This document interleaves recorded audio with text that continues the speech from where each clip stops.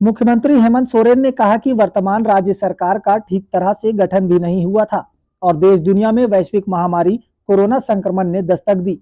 वैश्विक महामारी के चलते देश में लंबे समय तक लॉकडाउन लगा रहा। झारखंड देश के पिछड़े राज्यों में गिना जाता है।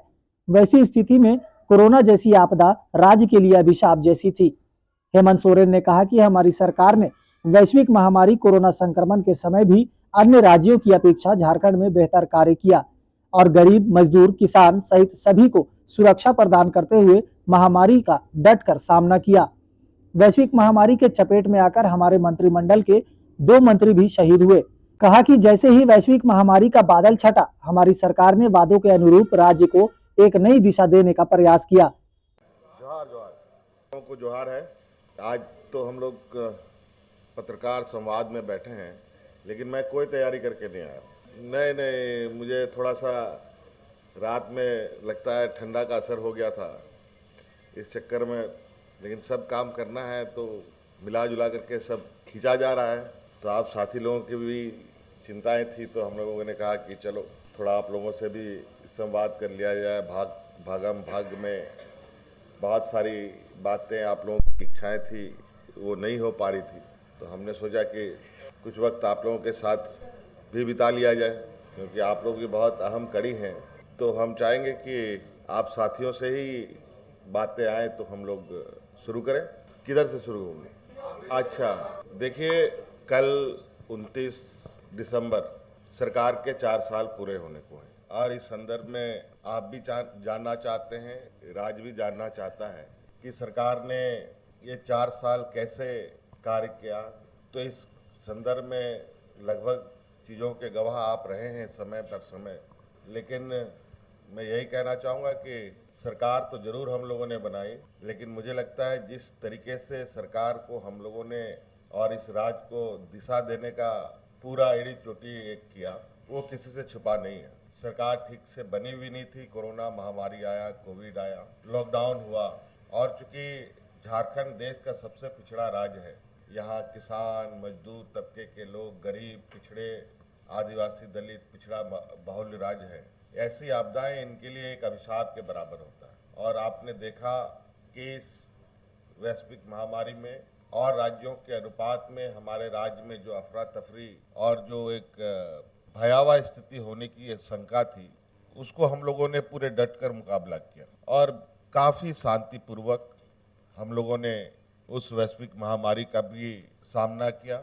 और खुशी इस बात की कि इस राज्य के गरीब, असहाय, मजदूर लोगों को भी हम लोगों ने इस वैश्विक महामारी में कुछ नहीं होने दिया, बल्कि इस चुनौती में हमारे 2 मंत्री भी शहीद हो गए। फिर जब कोविड का बादल छटने लगा, तो जैसे कि हम लोगों ने वादों के अनुरूप किए, झारखंडियों की सरकार है और हम लोगों ने राज्य के हर वर्ग, हर समाज को लेकर आगे बढ़ने का काम प्रारंभ किया। एक बहुत महत्वाकांक्षी योजना सरकार की रही, आपकी योजना, आपकी सरकार, आपके द्वार कार्यक्रम के माध्यम से हम लोगों ने 2021 से राज्य के अंतिम व्यक्ति तक पहुंचने का प्रयास किया, और कल ही इसकी अंतिम 2023 का पड़ाव भी खत्म होगा। देश का सबसे पिछड़ा राज्य होने के वजह से राज्य में गरीबी, पिछड़ापन, शैक्षणिक, आर्थिक, सामाजिक जो विषमताएं थी,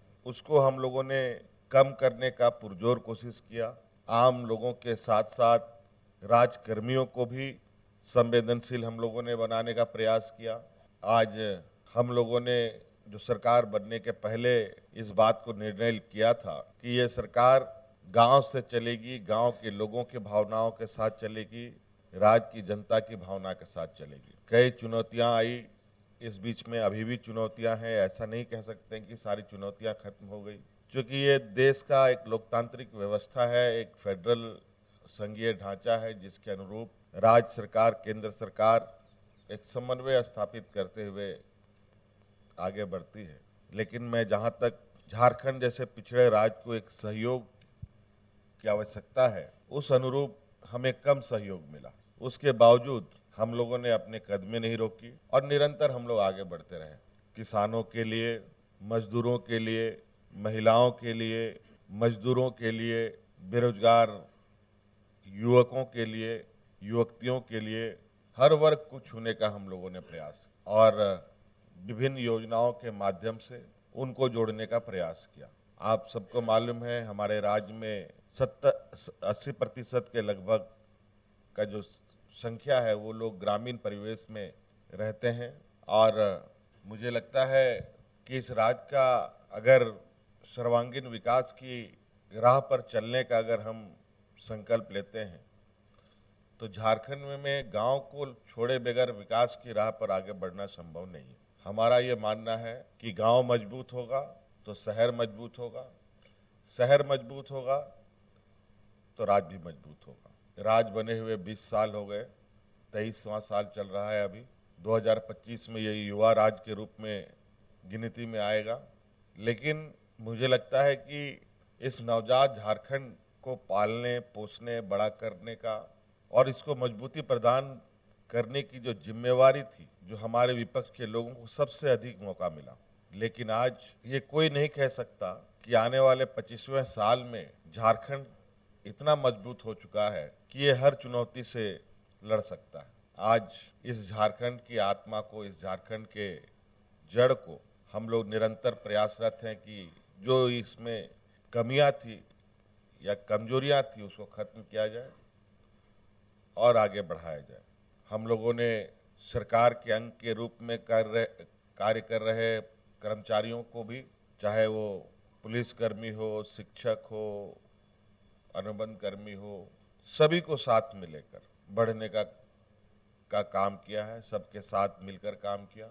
आज हमारे राज्य के कर्मी और देश के लगभग सभी कर्मचारी अपनी पुरानी पेंशन को लेकर आए दिन चिंताओं से ग्रसित होकर सड़कों पर उतरते हैं।